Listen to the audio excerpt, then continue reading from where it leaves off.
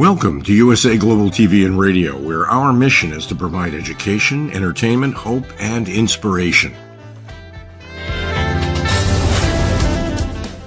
USA Global TV and Radio connects you with experts and audiences all around the world every single day to help you succeed in business and to live a richer life.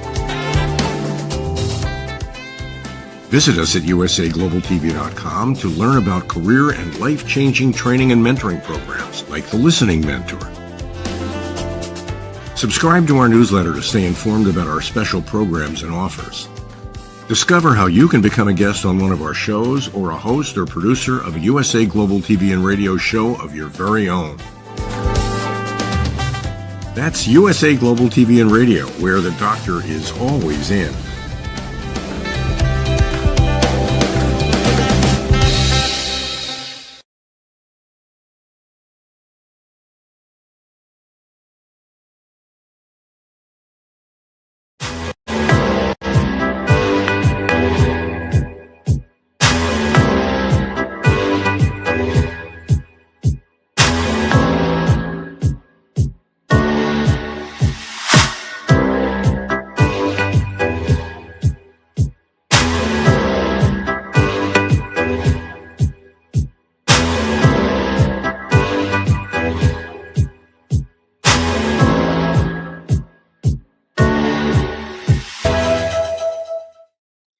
Hello and welcome to Inspired Connections, where we share wisdom one conversation at a time.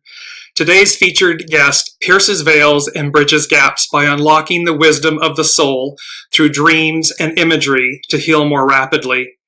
For over 3 decades, spiritual psychotherapist and founder of the Institute of Dreams Tarotpy, Lauren Z. Schneider MA, MFT, has integrated family systems, hypnotherapy, dream work, and her pioneering method, Tarotpy, as a highly effective method of spiritual psychotherapy. Lauren is a lecturer, trainer, and author, a board-certified continuing education provider, and certified in advanced dream tending and certified embodied imagination practitioner. Lauren is the creator of Tarotpy, an integrative approach to psychotherapy that blends tarot, image, and depth psychology, and her award-winning book, Tarotpy, It's All in the Cards, a pathway to inner wisdom, divine guidance, and profound healing, has received 2 gold medals from the Living Now and Next Generation Indie Book Awards, as well as a silver medal from the Nautilus Book Awards. Articles written by Lauren on dreams and Tarotpy are featured on Opus Archives, where she is a guest contributor, and published in the Encyclopedia of Sleep and Dreams and Ecotherapy, Healing with Nature in Mind. Through her practice based in Santa Barbara, California, Lauren offers individual consultations, workshops, trainings, and ongoing groups for both healthcare professionals and lay people around the world. Please welcome our featured guest, Lauren Schneider. Lauren, it's so wonderful to have you with us. James, I'm so excited to be here and to talk to you. There's so much. Be a guest on your podcast. Ditto, ditto, ditto. This is so exciting, and welcome, Kiki. So much of we're going to obviously dive deep into Tarotpy, dreams, hypnotherapy.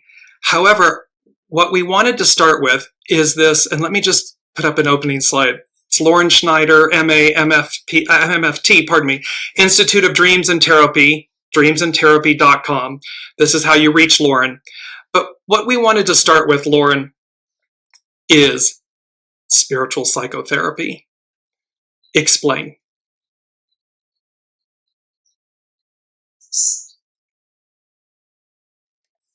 So, in 1983, when I went into a master's program with tarot tucked into one pocket and the I Ching tucked into the other, not knowing what these divination tools were that I'd been handed, and not knowing that there was even a school or a field called spiritual psychotherapy. What I did know is that by definition, psychotherapy is about the healing of psyche or soul. And yet soul was left out of the curriculum and left out of most of our educational trainings. And often it gets left out of the therapy room. And this is not to say that I love psychotherapy of all kinds and respect the way that so many people can reach people through different mediums. Cognitive therapy is incredibly beneficial. But for me, the idea of the mystery and the depth and the wisdom of soul, the depth of somebody's own inner wisdom and psyche, is where the healing is. It's always an inside job, right? Yeah. And this even goes back to the roots of our early medicine as we know it. Even in allopathic medicine, the Hippocratic Oath, which we recognize as do no harm, actually began with a prayer to the gods to make the physician worthy of healing the patient. So the idea, even in our early roots of medicine, is that there is something that's a divine life spark that we have to tap into to help people heal. And that's what hypnotherapy does. It's what dreams does. It's what therapy does. It goes right to the depths of that unconscious inner wisdom, and beyond that, soul. And it invokes the awareness, because again, healing, medicine, healing, and so forth. There's this great belief, if you will, that it is outside of us. It's external. It's someone else. It's the therapist. It's the doctor, the nurse, the healer. And to your point, of course, it's integrated. It's within, and it's how medicine, if you will, and I have great respect, as you've just said, for all forms of westernized, what I'm calling westernized medicine and so forth. And yet what it has in some ways done is left absent the soul, the essence, that divine essence of ourselves. And to your point, spiritual psychotherapy brings them together, invites them in.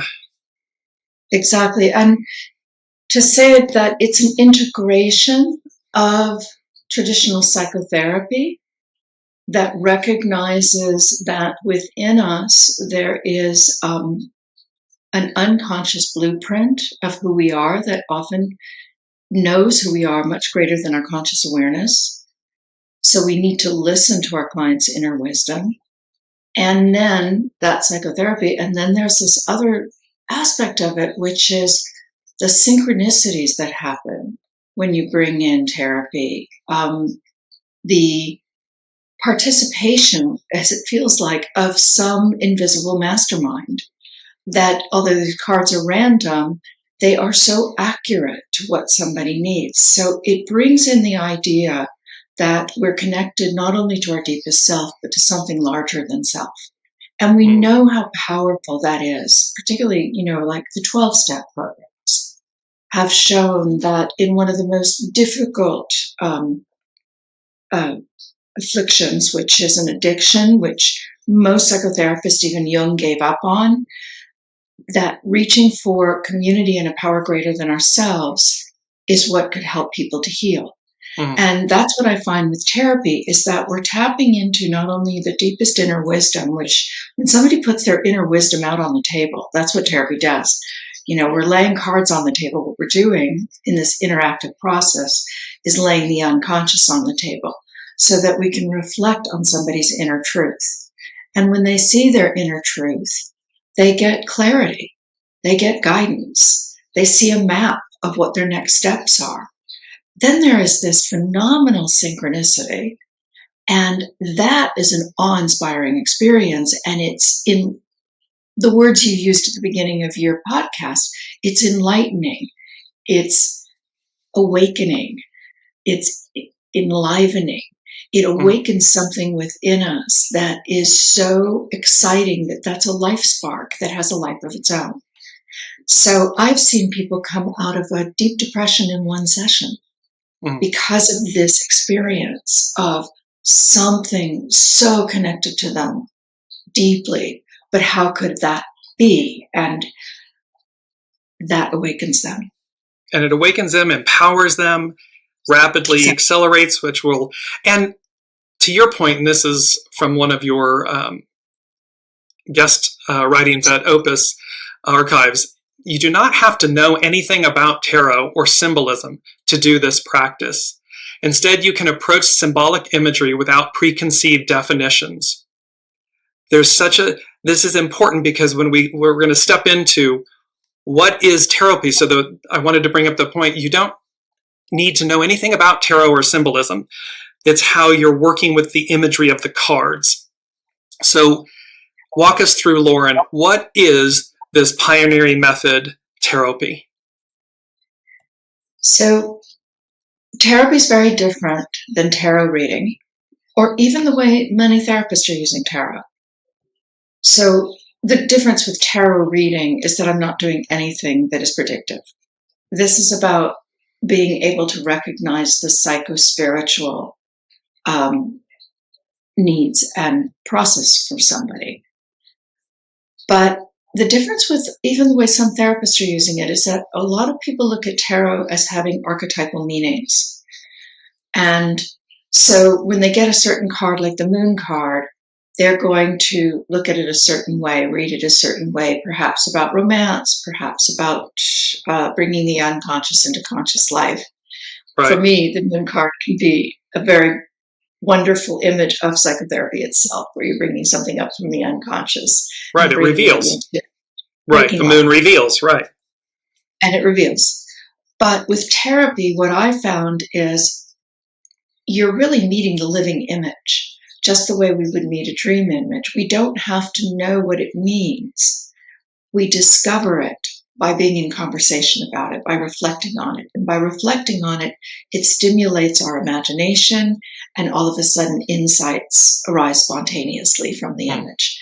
And the other thing is, because I discovered when I was doing my master's thesis in 1985, I discovered by accident that if I had somebody pick a deck, let's say out of a big collection of decks, which include tarot, oracle cards, dream cards, soul cards, if they choose the deck, they have more emotional resonance with the images, but also the image will be very specific to them, as opposed to if I just used a deck that most of us recognize, which is the typical Rider-Waite deck.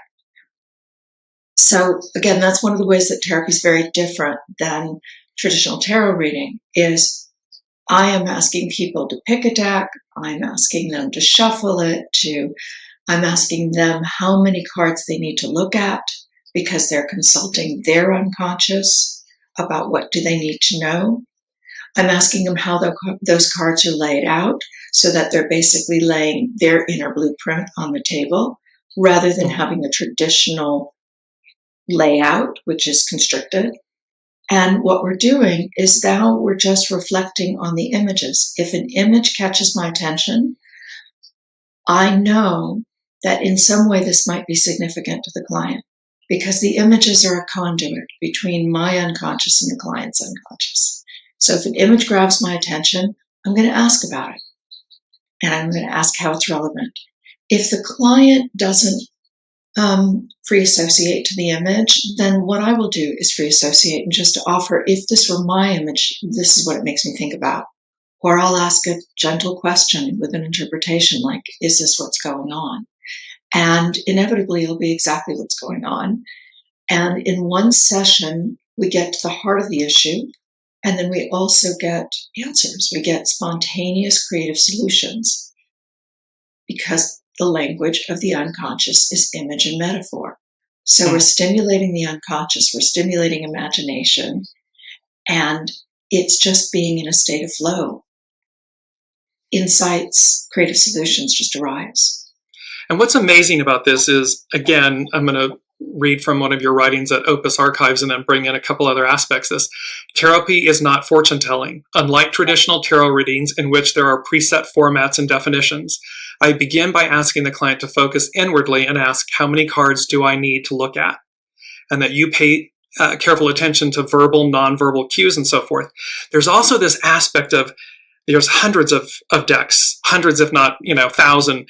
And so what's amazing too is the master weaver, the unseen, the soul, orchestrating, the synchronicity, you speak to it as synchronicity, the synchronicities between therapist, soul and soul, client, patient, and how everything's energy, they're drawn to look at how many different decks you have, which ones are you can walk into a bookstore, you're pulled to something and you don't know why, and yet it's spot on. It's this very similar experience, and that then how you unlayer and reveal, and it brings me to this beautiful, we talked about this, a picture speaks 1,000 words, that in the revealing of the psyche, the soul, the issue, you get to the heart of the matter expeditiously, more rapidly, because sometimes we don't have the words, or we're afraid to use them.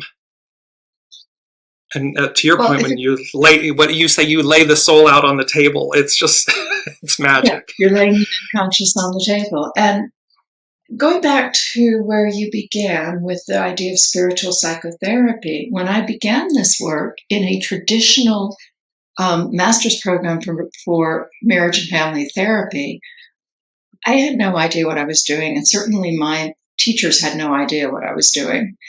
And I was just experimenting with what happens if I apply psychotherapy, hypnotherapy, family systems to playing with the cards. What was happening is I was having such extraordinary experiences with the people that came in by word of mouth to do therapy that it would take months to years of traditional therapy to get at what the cards revealed in one session. Mm. And it is because we are laying the unconscious on the table. And in a very practical way, when we're looking at images, we project ourselves onto them. We see the world as we are. So there's a lot of information that's going to come out as I'm asking questions about the images. But then, as you were talking about, it goes to this remarkable, like there's an invisible mastermind here that is pulling exactly the image that brings up what's going on. And we can look at that in a psychotherapeutic framework, which is, Jung talked about this, that the self is an organizing principle. In other words, the self, who we are, has energy that organizes patterns of events around us. We help to create the world that we existed. But then there's something about the way that a deck, as you said, will call us, and the way that the exact card will come out that feels like the universe is participating with us in our evolution, in our growth. That's quite profound. Inviting the unseen in, your soul. And we speak about a lot of this on Weekly Wisdom and Insights on that show, that where we've left the soul, the psyche, the soul out. It's been very ego, mind, personality, human driven, and not divine feminine soul driven. And this invites it forward. Yes, and if we're looking at a counseling session, a psychotherapy session, as somebody needing deeper guidance because they feel like somehow their life is not fulfilling, meaningful, they're at a crossroads, they don't know where they're going, the soul has that clarity about who we are and what we're meant to do. And you know, what truly is fulfilling and meaningful to who we uniquely are. So that's where therapy will get to, you know, profound insights that give people a map of what does their soul want for them. Instead of us looking at how do I adapt to the outer world, you know, what is it I need to get, like a car or a house or the right boyfriend or girlfriend, you know, that is going to make me feel whole or that I belong. This is a much deeper sense of meaning. Absolutely. That comes into the. Well, and again, because it invites, you know, the soul is always true north. It's that, you know, I call it God positioning satellite. It's not a religious statement, a spiritual statement that soul is guiding. It is only true north. It only knows true north. And so here it is. It invites that in. And to your point, through therapy with these images and so forth, it more rapidly advances healing and the awareness and pulling you center. And that's what I find so amazing. When I met you in Agora Hills in California, and you were actually doing one of these group sessions, you had been gathered, and I was there sitting alone, and I hit, tarot, and I said, yes, I must go over. And that was my personal introduction to you with Tarotpy. And it is pioneering and groundbreaking. And we talked about how, talk about the certifications and everything, and the continuing education credits and so forth, because that's important too, to realize this is having broken the glass ceiling. Those are my words, but that it's been brought mainstream, that you've brought this mainstream. So speak to that for a moment as well.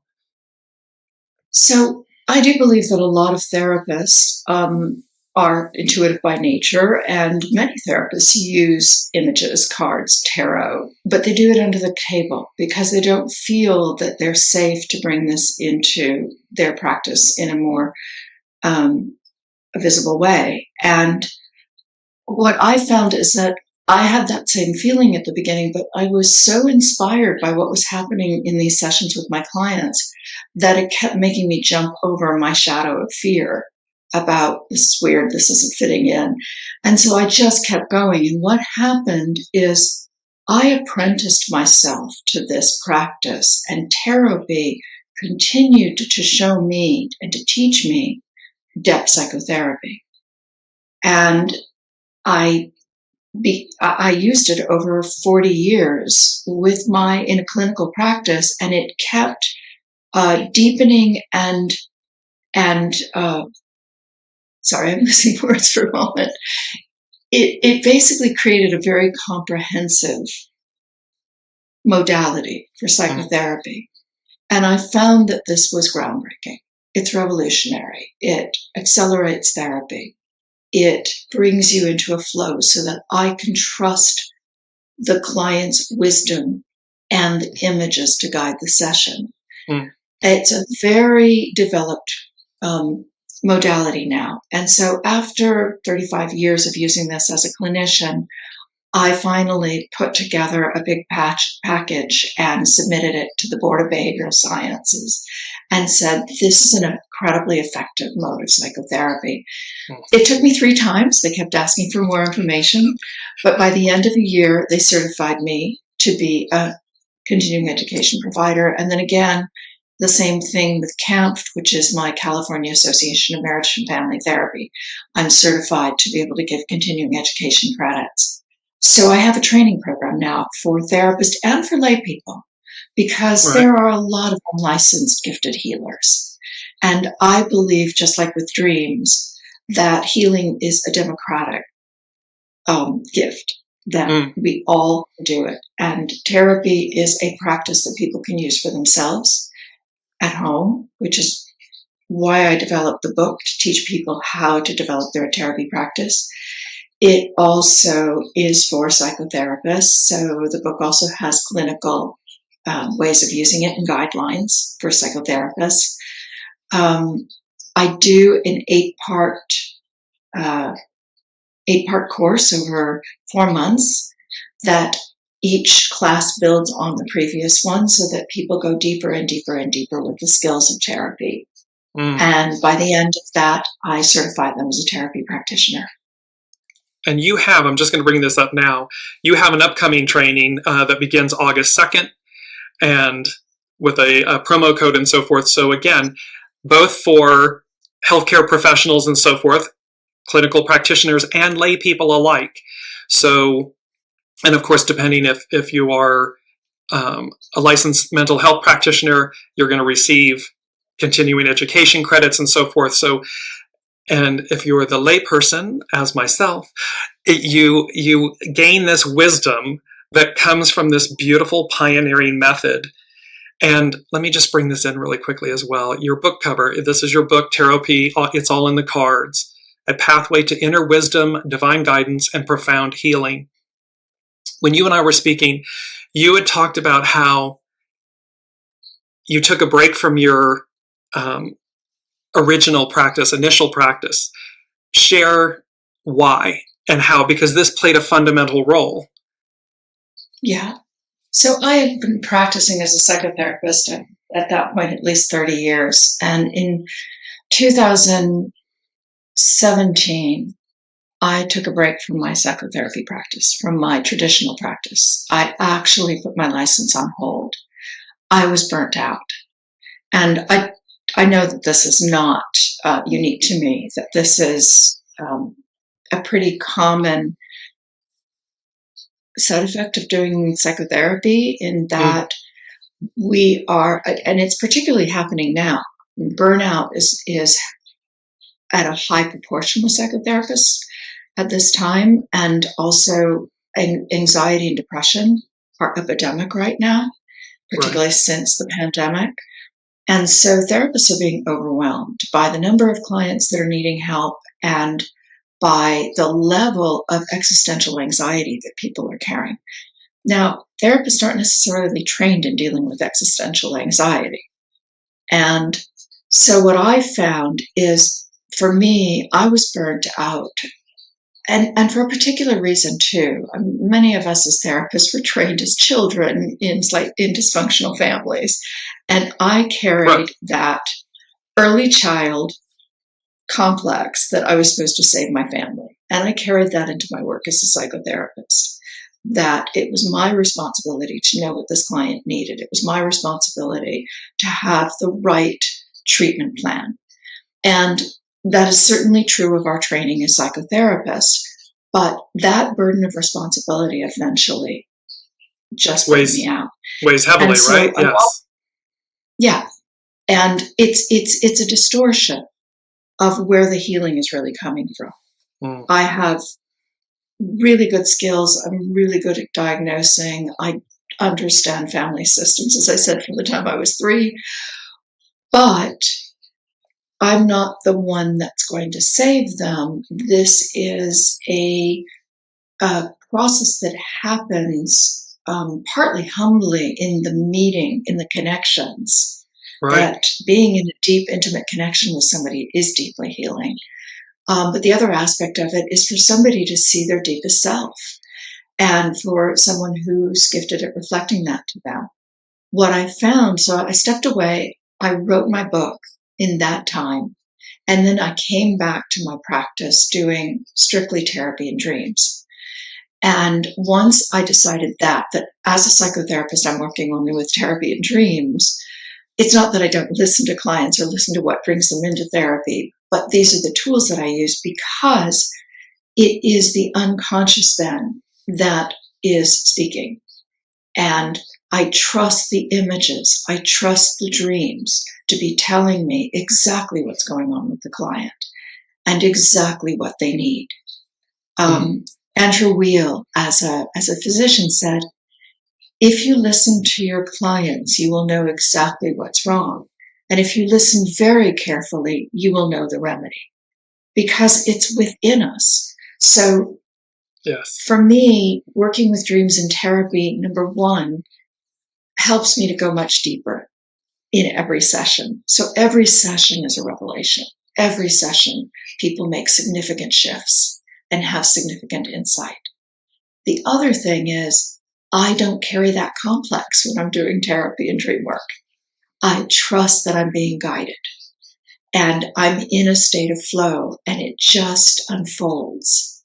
And that's where I say, if I listen to the client's verbal and nonverbal cues and follow the images that come out, yes, there's a map, not just for them, but for me in terms of structuring the session. So it's a joy, and I just fell in love with my work all over again, and I feel inspired and in awe and grateful every time I get to do it. Isn't it? It is pioneering and groundbreaking, and yet eternal. It takes us back. You and I have had this discussion about how it literally takes us back to origin, to what was, and yet somewhere along the way, through time and space and so forth, it gets eroded or lost, air quotes, lost. And this, for me with you, is bringing it brings it back. It brings it full circle. And to this point where the burnout and so forth, and the responsibility, the weight of this, and this perception that it's external. Someone else is supposed to save me, heal me, and so forth. And yet what Tarotpy does, and beautiful psychotherapy and therapy and hypnotherapy and dreams, when we integrate all of this, it says, no, see, it resides within you. I can walk with you. I am the professional. Yes, I can walk with you and so forth. However, your greatest healing comes from within. Yeah. And you're such a storyteller professional in that way. That's what's... Go ahead. Well, I was going to say, and I don't know if I'm jumping ahead, but this is so relevant to these times, that we're bringing back ancient wisdom, that we're bringing in spirituality to the sciences, because we're in a particular time where our concept of reality as being strictly materialistic is breaking down. It's not sustainable. It's what's making people so anxious, because when we look at our issues of climate change or sociopolitical upheaval or environmental trauma, we're recognizing that our view of the world is not something that feels sustainable or something we can control. And yet, within each of us is a deep core of resilience. And therapy shows also is that people can walk in feeling very fragmented and dissociated or alienated from themselves, from their friends, from the world. And what therapy does is that map that they lay out has an incredible inherent order to it and balance to it. And they discover this internal balance. So right now, doing this kind of work, I'm helping people to find that inner resilience in the face of uncertainty, in the face of something in their life coming to an end or upheaval in their lives, whether it's personal or collective. And I think we're all feeling a lot of the collective upheaval. And just like with dreams, those collective issues come right into the cards. You know, we don't live in a vacuum. So the collective issues are in our dreams, oftentimes creating nightmares. The same thing happens with the therapy layouts. After the fires in Los Angeles, almost all the layouts in my groups had aspects of fire in them. But it also shows you where balance is, where resilience is, where the skills are to be able to navigate through these uncertain times. So I feel like this is an incredibly important way of working and tremendously relevant to our times. And to that point, tarot and psychology is trending now. There have been articles in the New York Times, in Scientific American, that in Psychology Today, saying that especially the younger generation want their therapist to integrate divination tools. The younger generation is fascinated with divination because they're looking for some deeper guidance that goes beyond what feels like shaky ground. And to your point too, you know, what was in the shadow or considered woo-woo or taboo or these types of things, you know, meeting the age and the time, we come full circle. There's legitimacy that is brought with therapy. It's been legitimized because it's accredited. It's now, you know, 3 times, third time's the charm. And yet they finally recognize, and to the younger generations as well, it's speaking to this fact that they have grown up with a greater awareness and it's less taboo. All these things are far less taboo now. And then beyond that, it allows you to walk through the door. It allows practitioners to say, I'm going to pull these out from underneath the table and have them prominently placed on the desk. Right. I did a recent training, which was really beautiful because the training also, I have people work with each other with their own layouts. And so there's an incredible synergy that happens in the group. But I remember one of the younger therapists saying, oh my God, I feel like I finally have permission to bring all of me into the room. I get to be whole. And how do you work with your clients if you don't get to be whole?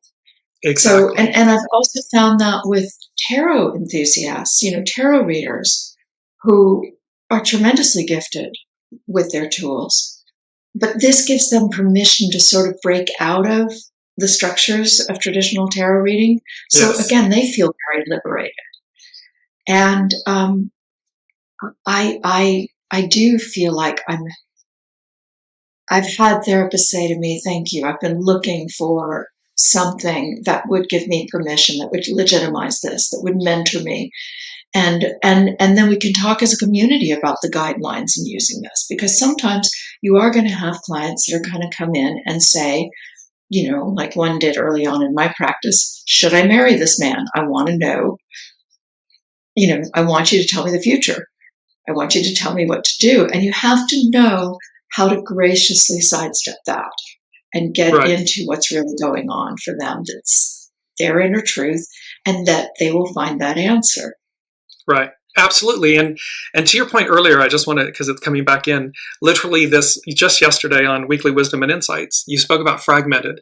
The theme was fragmented realities, the illusion unmasked.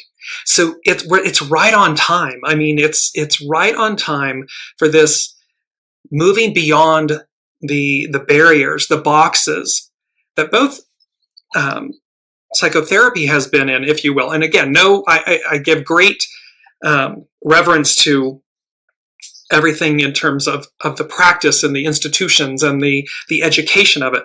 It's simply this, there's more. It's yes, and there's more here to tarot, tarot readers with the spreads and so forth. There's an expansion.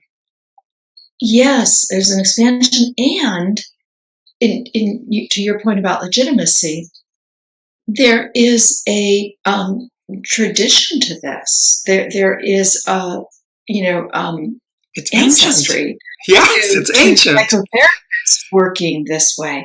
So I was very excited to give a presentation recently at the Opus Archives, which is part of Pacifica Graduate Institute. It's an incredible university that is dedicated to depth psychotherapy. And so their luminaries, their mentors of depth psychotherapy are people like James Hillman and Marion Woodman. They were all talking about the image. James Hillman said, image is the royal road to soul making, and soul making is the purpose of psychotherapy. It is actually the purpose of our lives. That's what we're doing in our lives, is making soul of it. And what he's talking about is a deepening of character that happens through living our lives. But there's a whole, tradition of working with soul and image in the psychotherapy field, particularly in depth psychotherapy.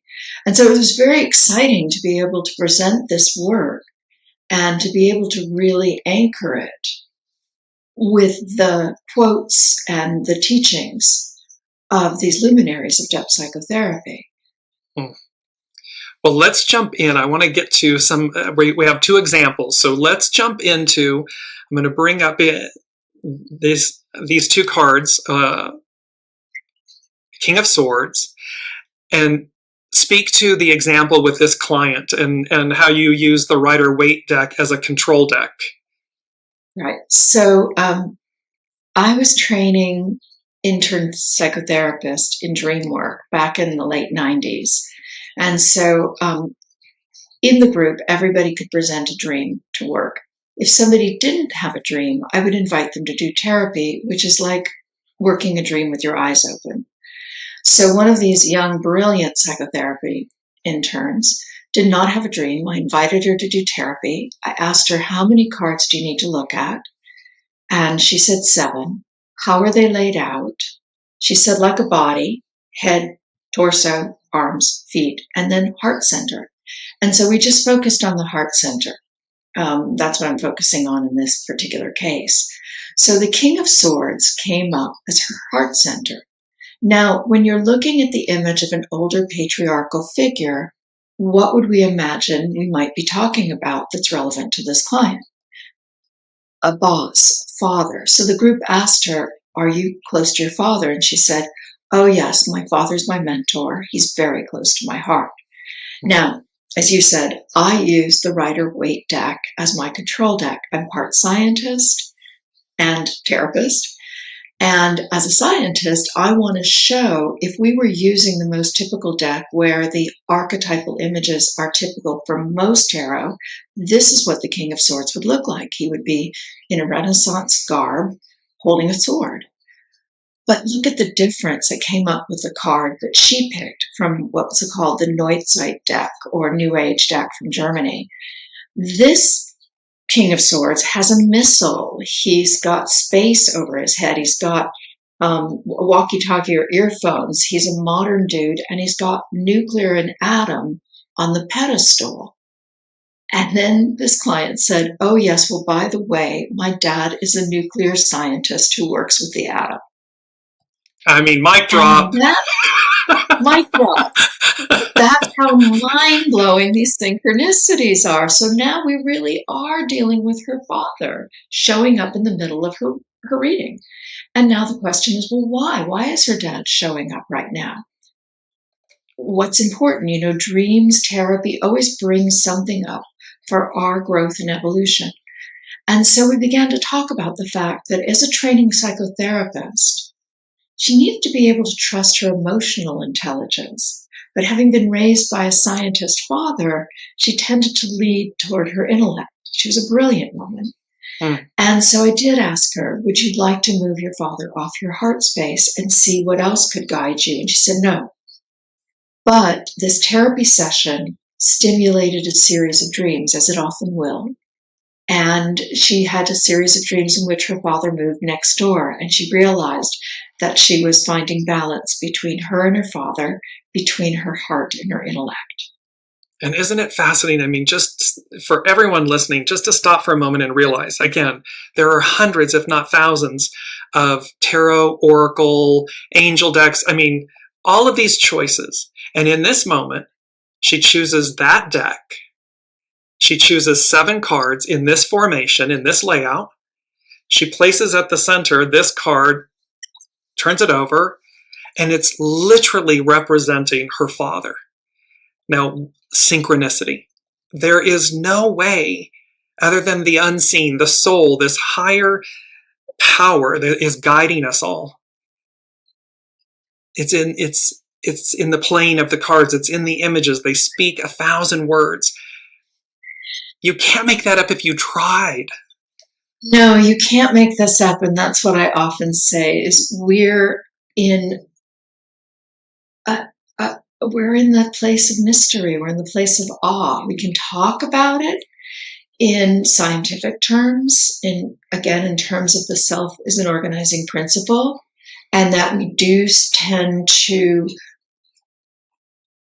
draw the cards, that are connected to our beliefs.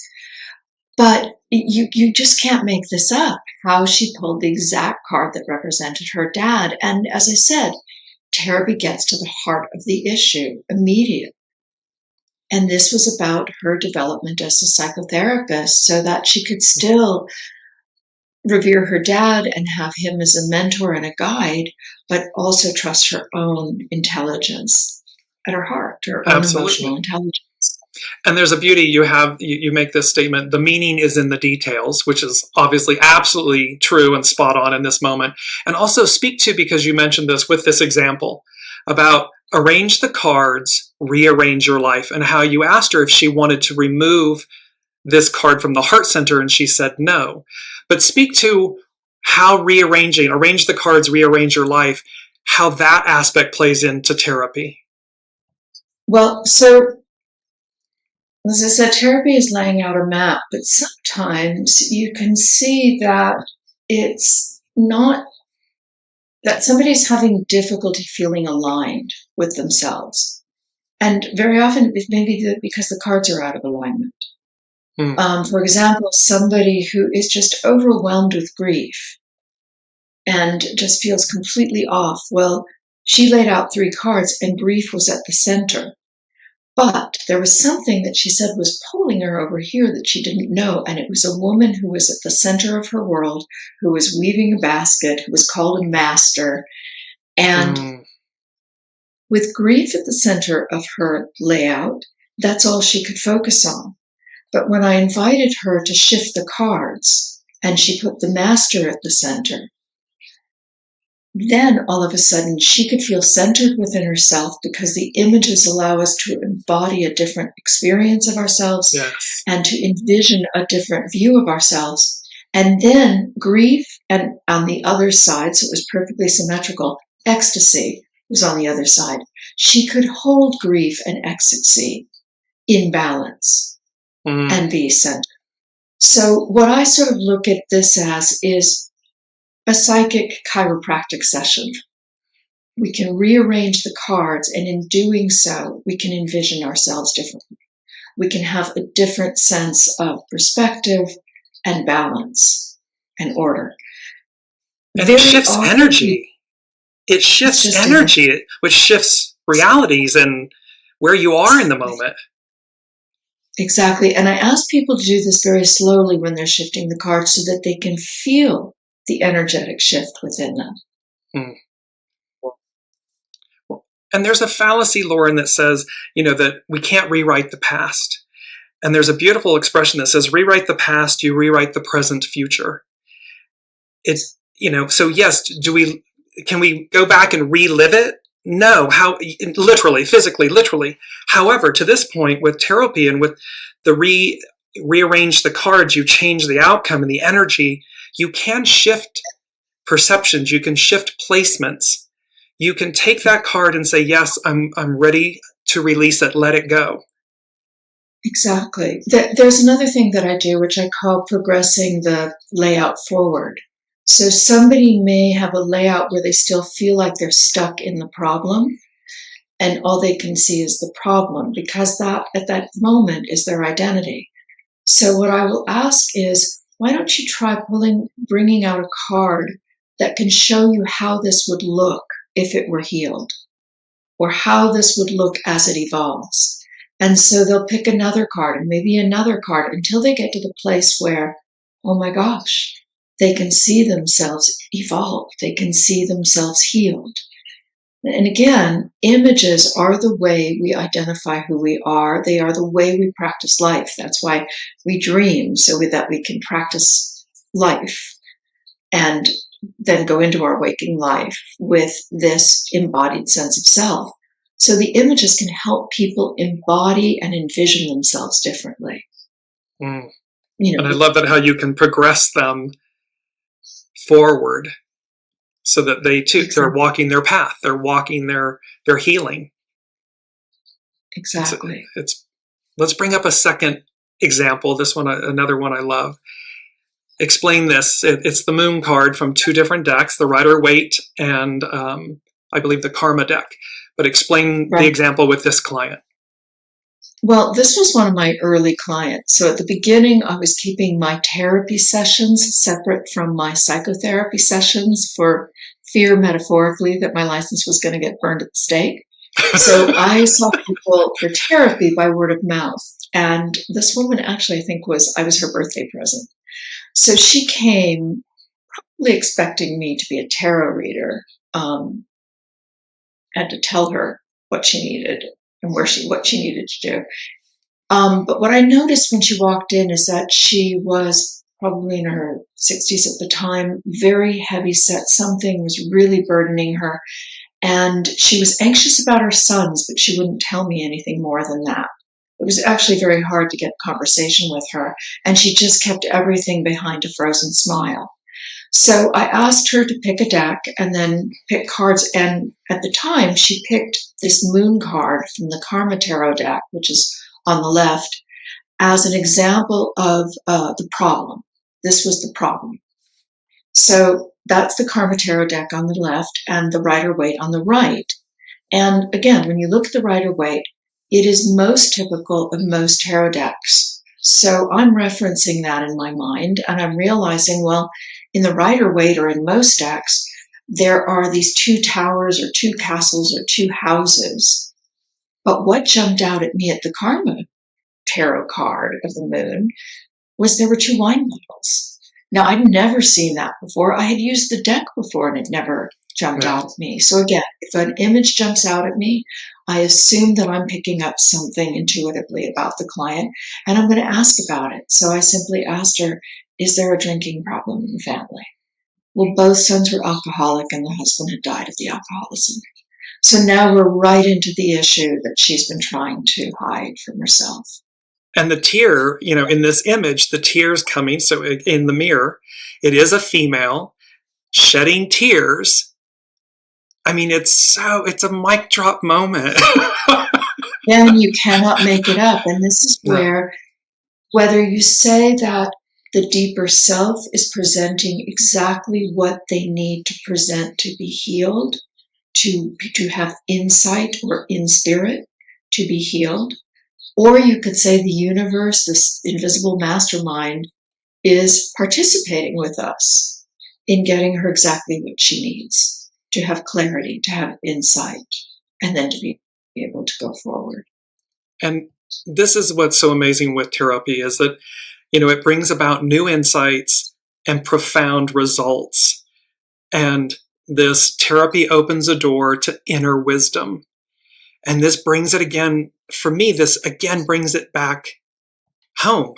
It brings it back to source, to center, to the soul, to the psyche. And that says, see, new insights, profound results, and this opening, this doorway to what has always been present, your soul, your psyche, your soul, and how you place that on the table with clients, and how you teach people to do it themselves. Right. And again, isn't it amazing that the soul knows what to put forward that was the truth of what was happening.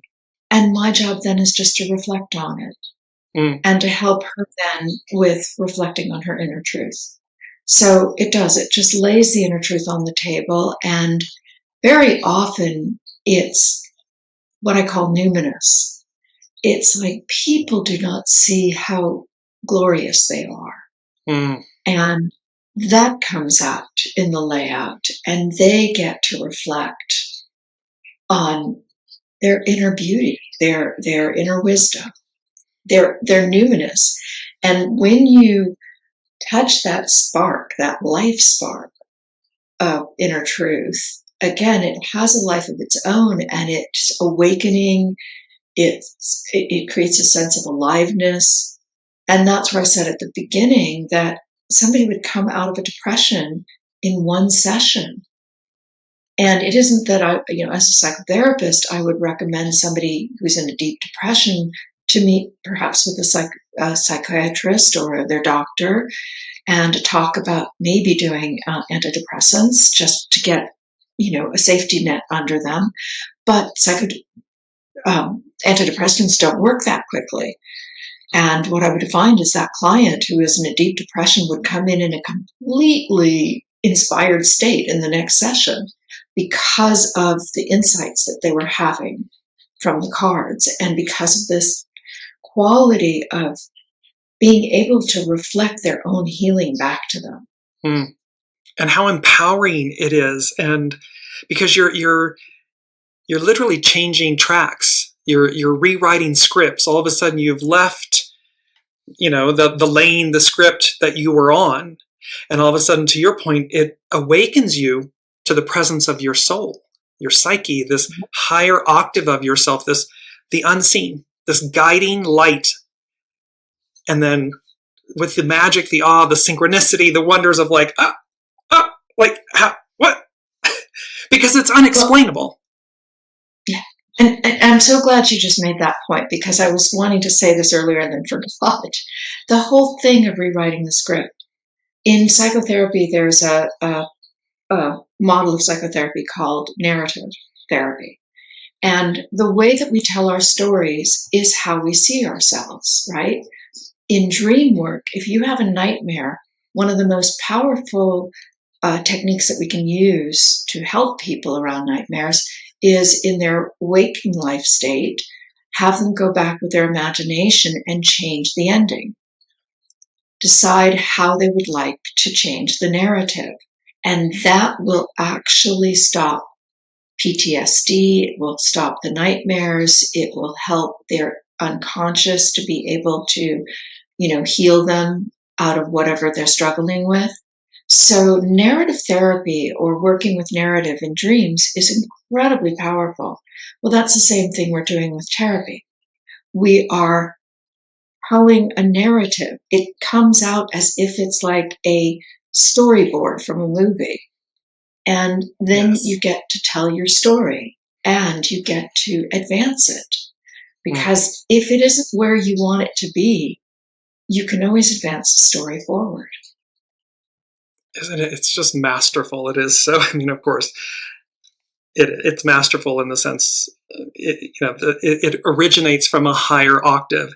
And you being the custodian of this in this lifetime, bringing it forward for people in this pioneering way and method it's such a gift. And I just know from my own working with you, meaning the book, having met you and so forth, and then doing therapy on my own.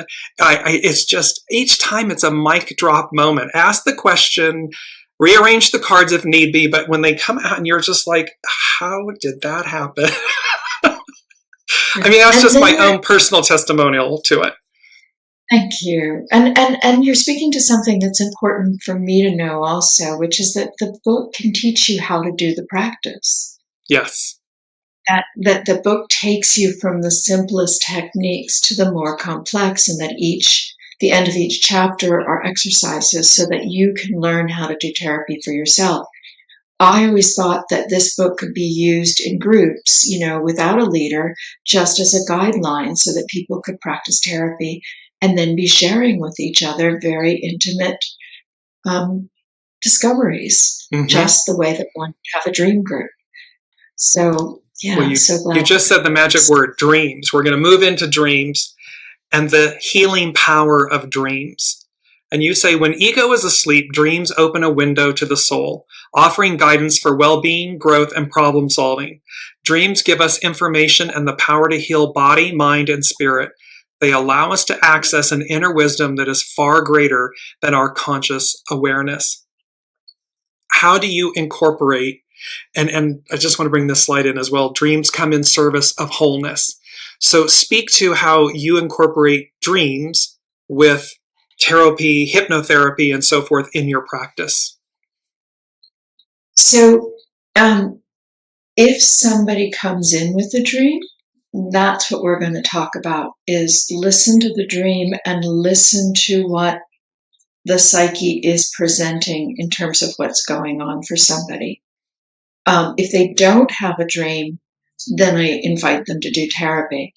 When you talk about hypnotherapy, I've incorporated hypnotherapy into my therapy and dream work. So I don't do strict, I don't put people into a formal trance anymore. When people are shuffling the cards or when they are sharing a dream, they are in a light trance because they're moving back into the deeper unconscious. I'll tell you my own story of how I discovered that dreams are like an X-ray to what's going on in our body, in our emotions, in our psyche. When I was 32, I was pregnant. And very excited about the pregnancy. And then probably about 11 weeks into the pregnancy, I had a dream. And in the dream, I returned makeup to a makeup counter in a mall. And the makeup is blood red. And in the first dream, it is eyeshadow. I didn't quite get that from the first dream. So the dream repeated itself a week later, but it added an image just to make sure that I got it. And it added the image of a gray round purse, a gray round sack.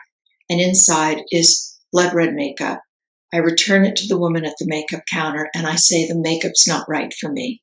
And in this dream, it's blush. And she puts it on my face and she says, oh, but this is the latest style. And I said, no, I look like a clown. The makeup's not right for me.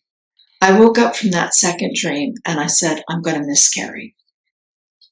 How did I know? Okay, so the added image of that gray round sac to me was the uterus. And the blood makeup That red makeup was telling me the blood makeup of the baby was not right. But it also told me, just as you said, a picture tells 1,000 words, that I wasn't ready to wear the persona of being a mother. And so I was able to accept that. I was able to accept the miscarriage that happened a week later. About 2 months later, I was chasing bunny rabbits and caught one, and I woke up and I said, we need a pregnancy test. And I was in fact pregnant with my daughter. About 3 months into the pregnancy, and this is without recognizing the sex of the baby from an ultrasound, about 3 months into the pregnancy, I had a dream in which there was a little girl with curly blonde hair swimming on her back across a hot tub. It was my daughter at 3 years old, and I knew her. Now, about a month before I gave birth, I had a dream in which a woman was walking down the street, sidewalk, with a girl in one hand and a boy in the other. I came and I took the girl's hand, and a voice said, "That's right, the girl comes first." My son was born 4 years later, and I kept having dreams of a son trying to come in. So I realized from these dreams that the unconscious knows so much more about what wants to birth through us, who we are, what wants to evolve through us, than we have in our conscious mind. And at that point, I realized I had to work with dreams.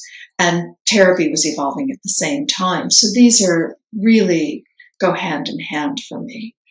As I say, therapy is like dreaming with your eyes open. Right. And dreaming with your eyes open, and imagery and signs and symbols and dreams and so forth. It's all the language of the unseen. It is the language of the soul. And so when I speak with clients or on Weekly Wisdom and Insights, it's about how when we communicate like this is earthly 3D physical communication. When it is the unseen and loved ones and so forth, the language is known to us. It's just, air quotes, different. And so it's how we align and attune to that language. And therapy, dreams, the psyche, the soul, all of these things, numbers, all of these things are the language of the soul. And it's very practical. I mean, we think, right. In the dreams I was just sharing, it was showing that dreams are able to see into what's happening in the body. They will tell us if there's disease before it even manifests. Dreams were telling me about my relationship with my child. So it was talking about relationships. It was talking about what's going psychologically. But our consciousness is not limited to our bodies or to even the moment. In our waking life, we need a linear narrative. But at the level of the unconscious, there's no limitation in time and space. And so what I like to say are dreams are our psychic internet. We're going to pick up information about what's going on in our world, in the collective. We pick that up at the dream level. We pick it up, as I said, in therapy as well. So whatever's going on collectively, and even this is very practical. I mean, I have a story of needing to buy a car, and the car that I wanted did not exist on the market at the time. I had been driving what I called a mommy van. It was one of those big vans, and not great at driving a big van. I would back it up. It had lots of dents at the back. And the day that I had to give back this van, because I couldn't find anything, I wanted something smaller, but with the same number of seats because I was still carpooling. Couldn't find it on the market. The day I had to give that van back, I had a dream in which there was a license plate in front of my face and it said Buick. Now I woke up from that dream and I said to my husband, so why couldn't it have said Lexus? I don't like American cars. I know that they're meant to be obsolete within a couple of years. And he said, but you know your dreams. You have to trust it. So I went to the Buick dealership. He said, ma'am, I don't know what you're looking for, but I wouldn't even sell you these cars because they actually have a tendency to roll. I came home. I said, no. And he said, you have to go back. My husband knows me well. He knows my dreams. I went back 3 times, and the guy finally said, ma'am, I don't know what you're looking for, but I just got this Xerox of a car that is not even advertised. It's not yet on the market. It's in the assembly line. It's a smaller car, but with 7 seats. It's called an SUV. That was the first time an SUV was introduced on the market. And I said, that's my car. There it is. It was called, yeah. And it was called a Rendezvous. It was designed by a woman, and it beeped when you backed up so that I didn't tempt it. Those fancy things that are now standard. This is our psychic internet. The answers are there. And we're not limited in time or space in terms of the intuition or imagination or the unconscious. No, and to what degree are we open to them? And that is the key. Speaking of which, before we close out, because also on Lauren's website, dreamsandtarotpy.com, they're also on she has graciously given me permission, her big dreams, parts 1 through 5, are game changers. So by all means, if you have not seen them, go to her website, go to any of the social media for Dearjames.com. They are there. Her article is at opusarchives.com. But the big dreams, parts 1 through 5, mic drop moments, especially against the backdrop of this time, of this moment. I want to pre-close out with this quote from Robbie Bosnack. The self doesn't develop fully until one immerses oneself in the collective. Share the deeper meaning of that, Lauren, with everyone, with the audience. Okay, so that quote came out of a dream, actually. I was with Robbie Bosnack in a dream space in the Eiffel that's Tower. right. Yes, that's right. I'm sorry, in the Empire State Building. I was sitting at a table with Robbie when he said that. That's where profound wisdom comes through dreams. I'm sure Robbie would say that we don't become fully whole unless we're part of this collective. We don't separate from it to find our individuality and wholeness. We immerse ourselves in the collective to find our true individuality and what we're here to contribute to the whole. So that's what he said to me. And in the next moment, I'm in this Empire State Building. In the next moment, I see that there's the ocean under the Empire State Building, and I'm in the ocean. I see a tsunami coming, and I know I'm going to die. And I say, oh, this is what it is to die. If I close my eyes, it'll be peaceful. It's just the transition that's scary. I understand that the Empire State Building will be knocked over by a tsunami. And this was in 2012. I woke from that dream and I said, this is about the state of the empire. We are in a collapsing empire. And these dreams began to come fast and furiously to me over the next 10 years. So I was writing about these times that we're in right now, where we're experiencing huge social and political upheaval. That's not necessarily, as the dream said, it's the transition that's scary. When something like the tower is collapsing, that's a tower archetype. It's when established order is collapsing or breaking up. Something new wants to be born. So it can be a very exciting time, and that's where we need to turn our dreams, our imagination, our work with divination tools to say, what is it that wants to be born out of this time when the old structures are no longer working? So I think that, since the very beginning, again in the Bible, dreams were listened to as prophetic messages from the divine to help the community as well as the individual to know how to survive. Mm-hmm. And we need to turn back to those innate tools, innate ways of knowing. Yes. Because we're in very turbulent times, and this is a way to navigate through them. And to your point in that dream and everything, it's only the scary, it's only the transition that's scary. And after that, of course, it's like once you walk through the fire, when you're on the other side, you often say to yourself, why'd you wait so long? It is that moment and this moment for all of us. So, and how a return to the way, the soul, the psyche, and how it is true north. It's always guiding us forward and to our highest octave of self. And it's a matter of, to what degree do we listen? Do we trust? Do we go as guided? And with incredible humans and practitioners like yourself, working with people to accelerate that reconnection to soul, to psyche. That's where we are. So, Lauren, I cannot thank you enough for being with all of us and sharing everything you do. I just want to bring this up. So you can work with Lauren through her practice based in Santa Barbara, California. Lauren offers individual consultations, workshops, trainings, and ongoing groups for both healthcare professionals and lay people around the world. Lauren, any closing sentiment, thought? I just can't thank you enough, James, for orchestrating this conversation so beautifully. It's been very deep and very rich, and I just look forward to more. And I love being in these conversations with people, so I really invite them to come and be in a conversation. I do also work virtually, and yes, absolutely. People in the world.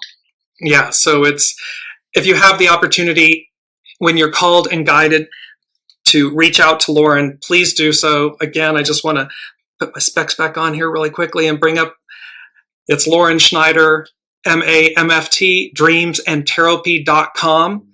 And so again, Lauren, thank you so much for being with us today, and cannot wait to, we're going to have a discussion later on in months to come about these big dreams and so forth. So Lauren will be back on the show again. But until then, we will see you in the next episode of Inspired Connections.